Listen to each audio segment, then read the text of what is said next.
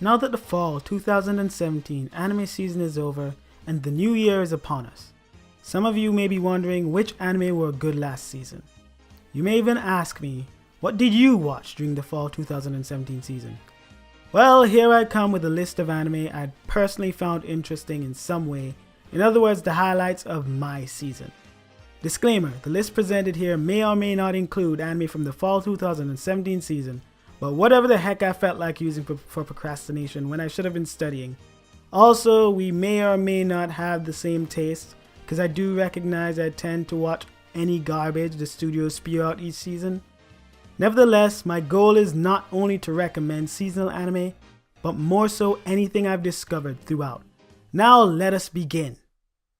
Number 1. Children of the Whales. A story about a people aboard an island ship named the Mud Whale, sailing on an endless sea of sand who have never met any other humans apart from their own. The main character, Chakro, is an archivist who is tasked with recording the history of their people. Well, for as long as he's alive. You see, on the Mud Whale, most of the people wield a peculiar power known as thymia. Those who have thymia also suffer from a phenomenon that causes them to die young, including Chakro. According to the rules, they must not shed tears when sending off the dead during a funeral. However, Chakro finds this hard.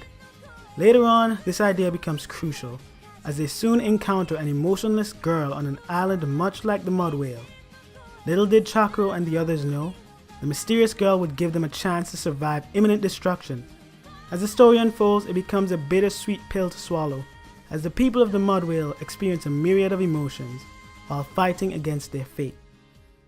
Number 2. The Ancient Magus Bride. Want to see an unorthodox story where the teenage girl gets engaged to a 10 gazillion year old thing? Well, you've found your anime. On a serious note, it is actually a really heartwarming story about a 15-year-old girl named Chise, who has lost everything, given up on life and put herself up for auction.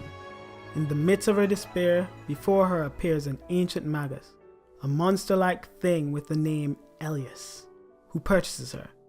Throughout the story, Chise discovers more about herself and the magical world around her under the tutelage of Elias as the two explore their darkness together. Number 3. Just Because.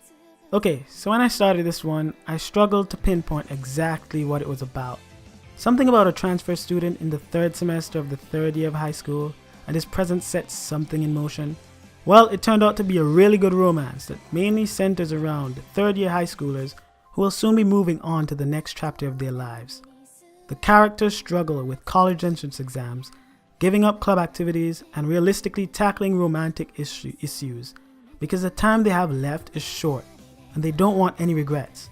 Anyways, for me at least, this is one of the best pure romance anime I've seen in a while, and I advise you guys to give it a watch. By the way, Kamiya is best girl, period. Number 4. Recovery of an MMO Junkie. Oh boy, at first when I dove into this one, I was almost sure I would get no satisfaction, but boy was I wrong.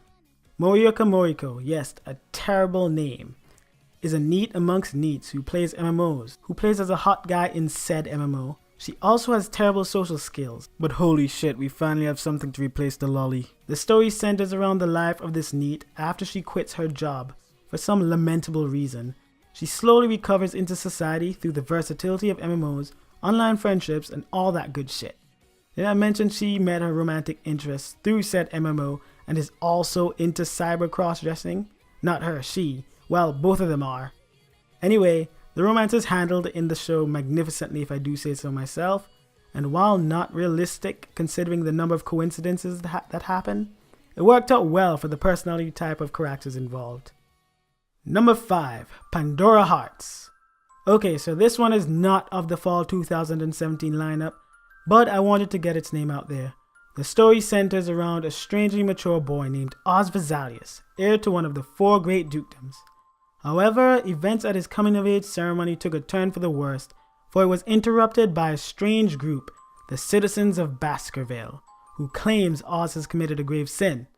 Banished to the depths of the abyss by the citizens of Baskerville, he wanders the abyss and is attacked by creatures called chains. He is saved by another's mysterious chain in the form of a girl. Sometimes. She calls herself Alice, despite being known more as B-Rabbit, I don't know what's going on here, by just about everybody else. Oz forms a contract with Alice to escape the abyss. They both seek to discover the truth about themselves, the mysteries surrounding the four dukedoms, and the citizens of Baskerville. The show combines Alice in Wonderland elements with a bit of Final Fantasy, giving it a dark, mysterious, silly feel. The characters beat around the bush a lot, however, the suspense created does the storyline justice, as the secrets are slowly unfolded as the audience journeys with Oz and Alice to discover the mysteries surrounding the abyss. If you like dark, riddle-filled mysteries and Alice in Wonderland, I'm sure you'll love this. Regrettably, the anime concludes with a lackluster original ending, so you'd have to check out the original manga to see the true ending. Number 6. Anime-Gataris. Oh boy, now this one's a mess. The anime centers around Minoa Asagaya, who in the beginning of the series is a complete anime novice. She vaguely remembers an anime she loved as a child, which piques her curiosity on the medium as a whole. A true Madam Rich girl with a fantastic butler, Arisu Kamigusa, notices and calls her out into the abandoned club room to bully her for liking Chinese cartoons. Oh wait, I got that wrong. I mean to talk about anime, only to discover Minoa knew almost nothing on the medium. Despite that, the two start the school's anime club, where they can enjoy all the things that come with anime and the people that come with it, aka trash. To fend off the new threat to all decency in the school, the student council goes on the initiative to shut them down. I'm joking. I'm really joking. Yeah, I'm joking. I'm just stretching it. It's a series that made me think, wow, being in an anime club might be cool. Until near the end, something equivalently to an anime apocalypse happens. It was almost poetic enough to make me reflect upon myself in certain ways. Overall, the show is dumb and it only gets sillier, but that's what makes it so great. It's a fun watch. Most importantly, it has a pretty funky opening song. Others include A Sister's All You Need, surprisingly, it was pretty good, Welcome to the Ballroom, and Nadia the Secret of Blue Water, also not of the fall 2017 season, but for now, that's all she wrote.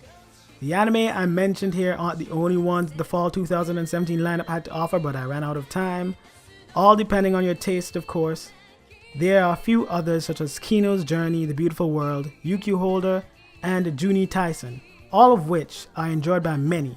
I don't think there was an Eromanga sensei of this fudge knuckles. The devil itself did return, but let's pretend it doesn't exist. Anyway, give them a shot, and if you check all of these out and don't like any of them, I'm sorry to tell you bud, but you probably have shit taste.